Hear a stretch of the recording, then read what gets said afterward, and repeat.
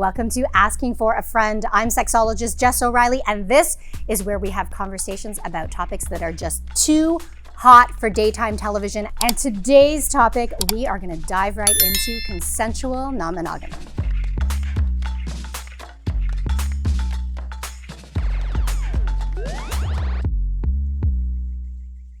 I'm so excited to be joined today to explore this hot topic by educator and coach Darren Campbell, as well as award-winning writer and author Jenny Yuen. Thanks for being here.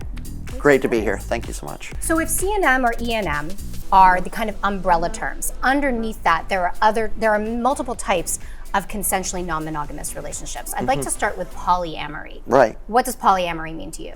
So polyamory really is another kind of umbrella term for and you know, True. there's no clear lines for these things. But when I talk about polyamory, what I'm talking about is I've acknowledged within myself and in my relationships that I have the capacity to romantically and sexually connect with more than one person. And so we can have many varieties of that. We could have an open marriage. We could have swinging within that. We could have mostly I'm monogamous with you, but every once in a while we bring a third person in, right. And we're open to some level of sexual romantic connection with other people, either outside of a coupled relationship, or you might also be operating in a way that says, I'm my own primary relationship, right. So often referred to as solo polyamory, and then I have different relationships that fill different needs, but those folks are typically really invested in reinventing the script for what relation looks like. Yeah. So much to cover, and I just want to acknowledge that there are no universal definitions, right? Absolutely. So you get to decide what definitions work for you, and we're talking about kind of what works for us and how we understand it. Now, let's talk about hierarchies within polyamory to begin with, and what that means, what it looks like, how we address those. Right, so typically when you're talking about hierarchical relationships, you're looking at structures that say, okay, so I've got a relationship with somebody that I'm referring to, say, as a primary relationship, right? And so in that instance, that might be what look like a more like typical married or cohabitating couple, or I might have two primary relationships and we're doing something fun and fancy like a triad, right? Like something like that.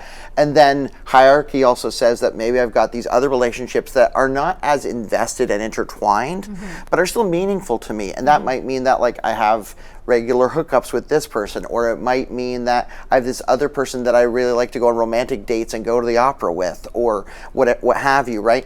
But hierarchical relationships are saying that I've agreed with the people that I care about that there is a specific prioritization of things, right? And that has pluses and minuses that go with that. And it can be a logistical challenge. Absolutely. For some people, like especially if you're already in a relationship, because so many people got into a seemingly monogamous relationship because that's where we default, right? We weren't raised, our parents didn't say, hey, when you get older, you can have multiple partners, you can have one partner, you can have 16 partners, you can have a partner who's only affectional. We weren't raised with that. So most of us end up in these relationships as couples, and then many couples like come to you as a coach and ask you how to open up, how to explore polyamory. And from that starting point, it makes sense that so many people start with hierarchical, making their primary relationship primary. Now, you have a primary relationship? I don't actually. Okay. Yeah, we have no hierarchy, which I quite like. Okay, can you tell us a little bit about your arrangement? Sure. So I have two partners. Okay. I have a husband that I'm legally married to. Okay. I also have an older partner who we had a non-legal commitment ceremony, and we are. I see them both as life partners, though. Okay. So there isn't a hierarchy, even though there is a legality to one of them. Right. I see them as equals, and that's the way we kind of feel with each other as well. Okay, great. And has it always been that way? How did you discover that? So my personal story, in 2012, I ended a horrible relationship. It was a mismatched relationship where I ended up cheating on that person. And I saw firsthand the destruction that caused. And I vowed not to do that ever again. And so I tried to start looking at different ways to live more transparently. I met a person who would end up being my husband in Montreal. Okay. And around the same time, I started sort of seeing my coworker at the time. And I was stuck in this kind of love triangle for the longest longest time, and I went to a therapist, and I was often told, like, you have to choose. Went to friends, they told me you have to choose one because that's kind of the default. And we were stuck in a triangle for a long time, and it wasn't until my older partner actually brought it up, and he's like, have you heard of this thing called polyamory? And he didn't know about it either. Okay. He looked it up. We thought it was like we're in a square peg in a circle kind of situation, and it was, for us, it was more of a different way of looking at a relationship that could work for us in particular. Right, and I think that's an important piece, that what works for you may not work for me, may not work for you, and we all have to find our journey. So you have two partners, it's non-hierarchical. Are they also partners? No. Okay, so you're in what we would call a bit of a V situation, Yes. right? So, you connect the two. Exactly. So I'm in the middle, and then the two partners are at the end. Okay, and there's so much terminology to explore. When we think about polyamory, I think it can be a practice, and it can also be a part of our identity. Absolutely. Meaning some people will opt in and say, you know what, this is the way I want to live my life at this time. This is the way I want to arrange my relationships. But for other people, being polyamorous is a core part of your identity. Right? So is that your experience? Is it part of your identity? Is it a practice? You don't have to be practicing polyamory to be absolutely. Polyamorous. Sometimes I'm just tired. Yeah. You know, like I only have a 1-bedroom apartment. Well, there's this ongoing joke in the polyamory community, this idea that was like we all have a primary relationship with our Google calendars, in that it's like you're just trying to figure out how to make all of this stuff work, right? Right. I talk with a lot of clients, it's like, and for me personally, like, I have an unending capacity to show up and love people, right? It's like, and I believe that philosophically. I also have so many trips around the sun, and then I'll be gone. So what am I doing? How am I prioritizing my time? What is meaningful to me and my life? And so for me, really at the core of it is like exploring polyamory, and it is really an opportunity to explore intentional living, right? How am I spending time with other people? What does it mean for me to meaningfully show up with people that I care about? And so that means that, for example, I have a really deep relationship with a dear friend of mine, for example, who used to be a partner. And now we get to redefine our relationship to say, this is a dear friend of mine that I go to musicals with, and we have barbecues on our rooftop, and we sit there and we now like moan about like our other relationships, and we have this really deep connection that the normal model would have said, that person's supposed to be a threat to my existing relationships, right? And so for me, polyamory and non-monogamy is an invitation for intentionality, focus, and attention, so that I can be the happiest, best version of myself and show up in my relationships in a defined way, and in a way that is custom to me and not necessarily dictated by a whole bunch of societal scripts. You know, this is beyond a 101 question, but I am curious about your experience as male bisexual within polyamorous communities. Have you felt welcomed? Have there been challenges? Certainly, I think there's so much erasure and bias absolutely. around bisexuality, but especially for men. Yeah, so absolutely. what has been your experience? So there are sub-communities within polyamory, right? And so where I felt most at home tends to be a queer version of that. So that tends to include not only men and women, but non-binary folks as well, people of other genders, and being open to that. So it's a smaller niche within a niche. But definitely when I go into kind of broader community, or if I've gone to swing clubs in the past or things like that, there's definitely an eye towards like, am I safe in this space? Because unfortunately a lot of subculture around polyamory and swing can be very reinforcing of heteronormative norms in certain ways. It can be very men on the hunt. And homophobic. And very homophobic, absolutely. Not necessarily, I would think perhaps less in some communities than others, but in the swing lifestyle, which we should probably differentiate between like swinging and polyamory referring to multiple loves. Swinging is usually about, and of course everybody's definition is different, so don't at me, more sexual exploring and friendship as opposed to multiple loves. Oftentimes, there isn't sharing of finances or sharing of homes or anything like that. I'm also curious for you as a woman of color, if you've run into specific challenges within polyamory. I haven't in particular, like personally, but I am part of the Toronto non-monogamous BIPOC group. Okay. And we often hear like just a lot of discrimination when it comes to people of color within these spaces. So the problem is like polyamory is predominantly white and privileged, right? So if you in Canada, and North America, yeah. Yep. If you go to an event, for example, I've heard stories where people will complain to if they're black, for example, they'll say like taste the chocolate or so the disgusting like, fetishization of bodies. Exactly. So comments like that, and then the person that you complain to is white running the event or the space, and so a lot of people feel unseen, unheard, and it's a problem. It is a problem. And I want to hear more from diverse perspectives and approaches to monogamy and consensual non-monogamy. So our good friend Allysin Chaynes took to the streets to hear from you.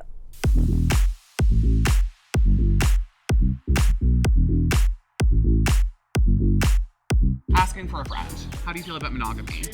I feel it's a very tough thing, but for myself, I'm married.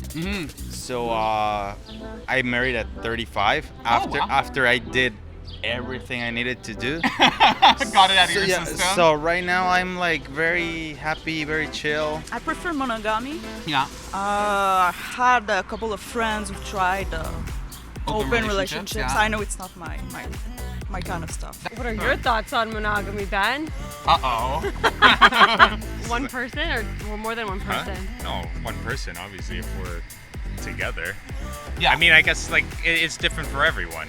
Totally. You know? I guess it's up to the person, really. Agreed, You know. 100%. Yeah. You do you. Yeah. How do we feel about monogamy? Not into it. I find it a very heteronormative aspect. We're polyamorous, much preferred. Are you guys a throuple? Yeah. I love it. How exotic. I mean, what a perfect group of people to ask a question about polyamory and monogamy. I'm assuming the opinion is shared. Yeah, I think so. Like, I even I'm just strictly pro-monogamy. done. I feel very awkward. I'm actually so straight. I'm actually personally married, but yeah, I think it takes a lot of work to be in monogamy, I think. That is very it's true. not for everybody. If you weren't married, Yeah. would you ever consider participating in a consensual non-monogamous relationship? I think even being married, I would consider it. Oh, Yeah. I like that With my answer. partner. Yeah, we've discussed it. Would you ever participate in a consensual non-monogamous relationship? As of right now, no. I'm a very monogamous person. Very, eh? So like when you're in a relationship, you're in a relationship. Yeah, I would consider myself very like committed to somebody, and What do you think of open relationships in general? I have no problem with open relationships. I've tried to see and explore that side of openness and like polyamorous, but it's just not for me. That's fair. Jealous. I'm of the very jealous type. Yeah. Sarah, what's your opinion on monogamy? Honestly, that's something that I have been kind of thinking about lately quite a bit. Yeah? I think like for my whole life, I've kind of just always like that's just always been the way I thought about like love and relationships. Yeah. But I was a little while ago, I was reading a book and they talked about how like we don't really like restrict like platonic or familiar love to just one person. So why do we do that with like romantic love? So I mean, I definitely like I think it's whatever works best for you. That's an excellent point. Yeah. Would you ever consensually participate in a non-monogamous relationship with a partner? If I'm being honest, I don't think so. I get kind of, like, defensive in my way. Yeah, I've considered it. Yeah. Ever been involved?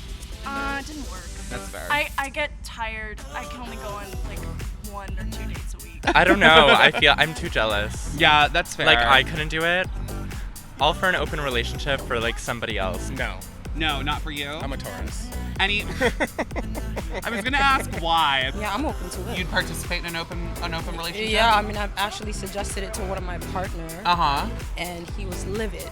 So Really? He was just like, no, You but know, he gets to fuck other people too. that's what I'm saying. You've always got to remind them. It's not just you. All right, so it seems people are open to a broad range of options, even if they're not practicing it themselves. Now let's talk about your experiences. So I'm curious what works for you in polyamory. What are the advantages? So as we talked about, I have 2 partners, and my older partner actually lives up the street from us. Okay. So my husband and I are renters. We have a 1-bedroom apartment in Toronto, and up the street from us is my older partner, who when we're talking about parenting, especially, it is a huge benefit.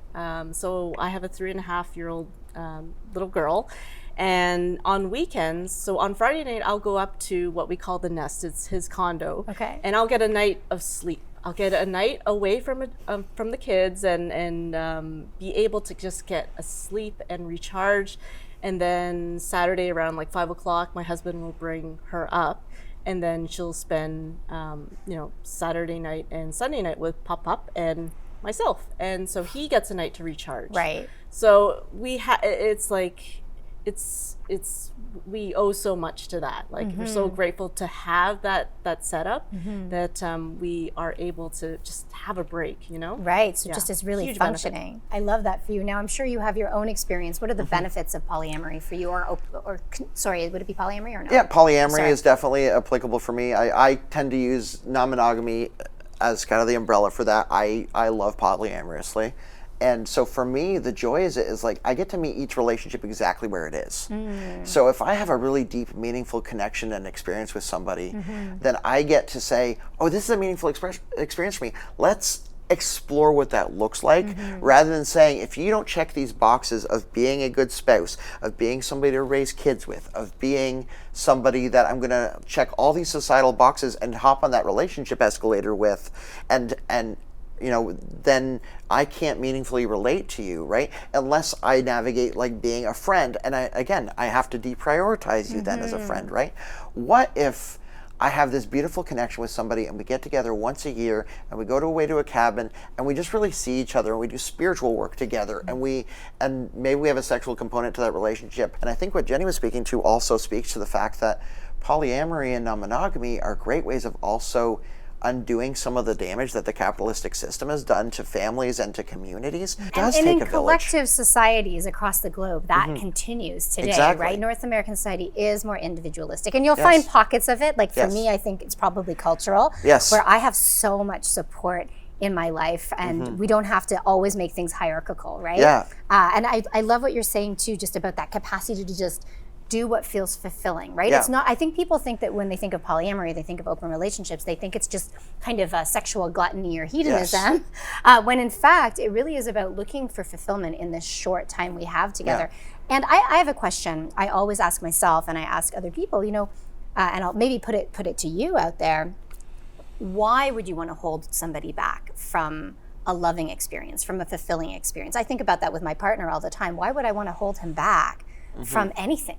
Right? And what is it? Is it like, for example, what came up with Allysin Chaynes, some of those commentary, like, is it jealousy? Right? But we have to make friends with jealousy. Right? Jealousy is just one of many human emotions that we cannot eradicate. We can't get rid of jealousy. And within CNM, within polyamorous communities, of course people are jealous, right? You're not like people who can just get rid of, if you could get rid of a feeling, you'd make a pill for it and we'd all be done with the bad feelings, and that's just not the way it goes. We have to process those feelings. So early on, or even now, what challenges did you or do you run into? Well, so you did talk about jealousy, and jealousy to me just kind of is a signal that you're insecure about something. Okay. And so you really kind of have to take a step back and do some self-work, and then look at, what is it that's making me jealous? Is it that my partner is spending time away from me, and am I afraid that I might lose him or her or them? So it's digging deep into finding out what is actually causing that insecurity, and then addressing it, like openly talking about it. How can we make this better? How can we do this together?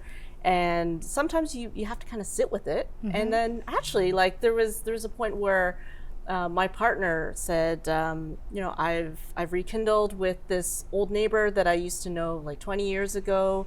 I felt that kind of insecurity, and he's like, well, I can not see her. I said, no, that's not what I want. I want to find out what is causing this. So I sat down and I thought, I was afraid that I would spend less time with him. That was it. So we made an adjustment for me to spend more time in other ways, and he could still pursue that relationship and that connection. And over time, like now I'm friends with her, I see her, and it's no feelings like So it just takes time, you know? Right, and we can't realistically eliminate all threats to a relationship, right? No. There's a word that came up a few times, and that was afraid. And I think that's something we don't talk about in relationships. Like, we'll talk a little bit about jealousy, maybe a little bit about insecurity. I know that the word anxious has come up a lot in, we're more comfortable saying that we feel anxious, but one thing we are still not talking about in the West is fear. Yeah. Because fear is what is underpinning, really holding us back from so many things. And I want to be really clear. I don't believe that monogamy is better than consensual non-monogamy. I do not believe that consensual non-monogamy is better than monogamy. I think you have to figure out what works for you. And so on your end, what challenges have you faced? In terms of challenges, navigating the expectations of the larger society is definitely a big piece there, because for a non-monogamous person and as a queer person, I'm constantly coming out all the time, and I'm assessing, is this a safe space to do that? If I'm crossing the border and I'm talking about, I'm going to visit a partner, right? Because I have a few partners in the US, and they're just like, well, didn't you go here and visit a partner a little while? Like, did you lie then or lie now? I was truthful both times. I just diversify. And so, right? So things like navigating systems and a world that's very oriented towards coupledom and nuclear families, deciding to opt out of those structures is really, really to bump up against a lot of things in society, right? Every time you get invited to a wedding. Yes, I was thinking about that. You get a +1. You get a +1, not a +2 or a +3. Have you gotten +2s? I've asked for a +2. Have you gotten it? I have gotten it. Okay, I like that. I like that. Absolutely. But we're so oriented around partnerdom, and all of society's structures are built around that. Yeah. That to be outside of that norm carries risks and carries challenges, so right? let me ask you this. What can folks who are monogamous but supportive of obviously personal choice and freedom, what can they do to make your life safer and more comfortable? I think that they can be receptive and open to having these conversations with us and ask questions. Ask questions. I'm never offended when people say, I want to know more. Can you tell me how it works? Okay. I will have that conversation with you.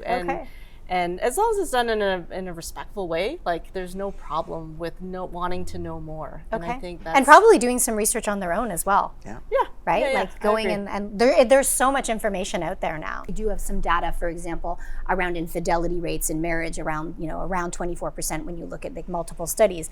That's also people who are admitting to it, right? Who are like, yeah, I'll check the box. I hope my partner's not watching from behind.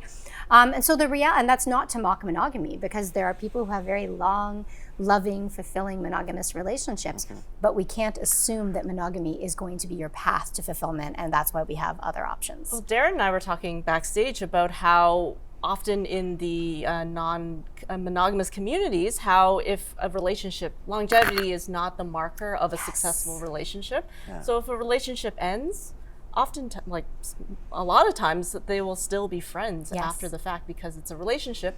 You've grown together, you've learned together. Okay, well, something's changed. This relationship isn't quite working now, but doesn't mean that I don't want you in my life, or I don't love you in a different way. Exactly. Right. Yeah. We like to define love in our culture where it's there's romantic love, there's kind of sexual love, there's platonic love, but I guess we can bring up relationship anarchy, which is really this theory that we don't need to necessarily prioritize one relationship over another.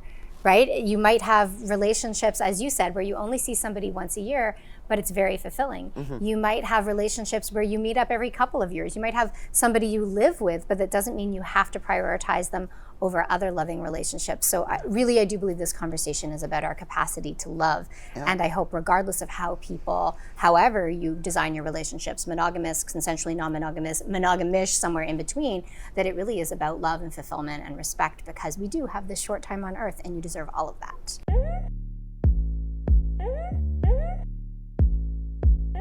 All right, we have some of your questions, and I think you two are the perfect people to answer them, starting with a question from Rebecca, who asks, how can I tell if I'm polyamorous?